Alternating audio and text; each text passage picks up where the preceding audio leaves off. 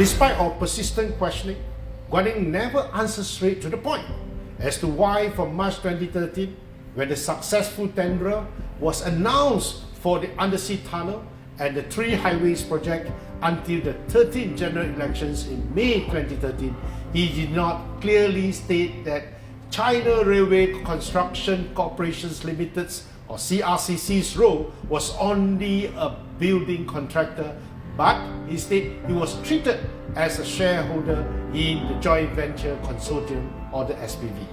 What we repeatedly heard was that the paid up capital for the consortium was 4.5492 billion ringgit, or often rounded to 4.5 billion ringgit or 4.6 billion ringgit.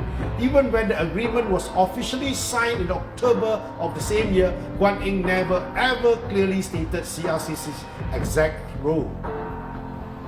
Now, under our persistent pressure, we finally make public the agreement and everything comes to light.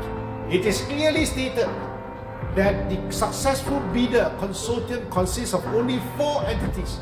Not only is CRCC conspicuously absent, the payout capital is also a far cry from the 4.5 billion ringgit. Between March and April 2013, Guan Eng and the Penang State government have blundered at least 6 times repeatedly. As I raised up before, on the 4th of March 2013, the Penang State Secretary announced that the Special Purpose Vehicle SPV, jointly set up by the successful tenderer consortium, had a paid-up capital of 4.5492 billion ringgit. It thereby complied with the Penang State government's minimum paid-up capital requirement of 381 million ringgit. Clearly, CRCC's 4 billion ringgit paid-up capital was included in the calculation. On the 1st March 2013, the printed media Bulletin Mutiara, in its front page headlines and second page write-up again, mentioned the consortium's paid-up capital of 4.5492 billion ringgit. On 7th of March 2013, Guan Eng in a press conference criticized Barisan Nasional as being ignorant and said Consortium Zenith BUCG, which won the tender, was a joint venture of 4 companies which included CRCC.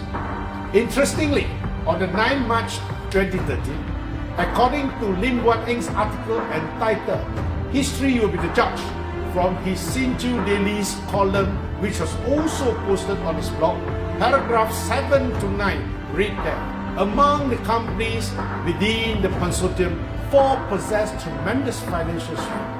He further said that there were 5 companies in the consortium with a total paid-up capital of 4.5 billion ringgit, and it would not pose any problem to carry out a project to the tune of 6.3 billion ringgit. Again, on the 21st March 2013, Guan Eng responded publicly to queries from the Consumer Association of Penang, CAP, repeating that the consortium's paid-up capital stood at 4.5 billion ringgit on the 11th of April 2013. Guan Eng, in an interview with an online media, again repeated that the successful tenderer consortium's paid-up capital was 4.5 billion ringgit. We have not taken in other public talks.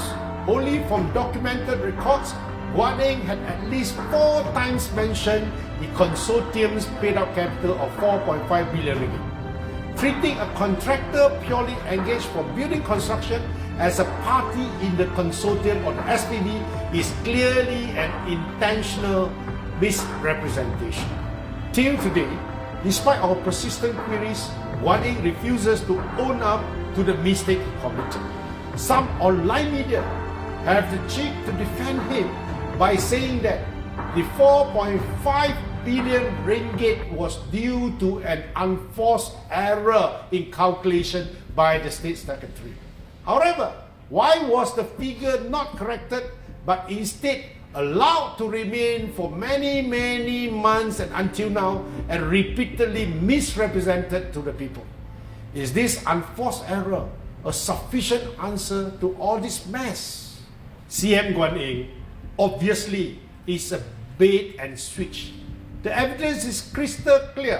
Admit your own mistake. Do not blame others and find excuses. Please.